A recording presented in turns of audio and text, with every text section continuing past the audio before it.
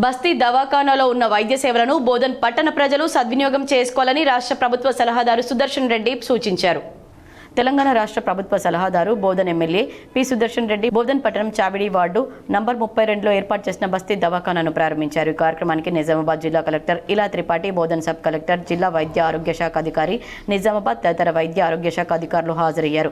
సమావేశాన్ని ఉద్దేశించి సుదర్శన్ రెడ్డి మాట్లాడుతూ బస్తీ దవాఖానాలో అందుబాటులో ఉన్న ప్రాథమిక వైద్యం, ఓపీ సేవలు, మధుమేహం, రక్తపోటు చికిత్స, ఉచిత నిర్ధారణ పరీక్షలు ప్రజలు సమర్థవంతంగా వినియోగించుకోవాలని కోరారు. అలాగే ప్రజలకు ఉచితంగా నాణ్యమైన వైద్య సేవలు అందేలా చర్యలు తీసుకోవాలని సంబంధిత అధికారులను ఆదేశించారు. 9 గంటలకు వచ్చి 9 o'clock ఆకే 4 బజే తక్ 4 గంటల వరకు ఉంటారు. ఒక నర్సు ఉంటారు, బాగా చూస్తారు. నేను కూడా డాక్టర్లకు ఆ బీపీది నాకు 100 అది కూడా అయిపోతాయి.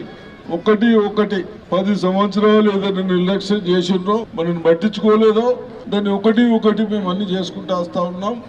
తప్పనిసరిగా ఇది మనము బెల్లాలో ఒక స్కూల్ కడదాం పెద్దది, 12వ తరగతి వరకు ఆడపిల్లలు మగపిల్లలు అందరూ కలిసి వేరే చదువుకోవటానికి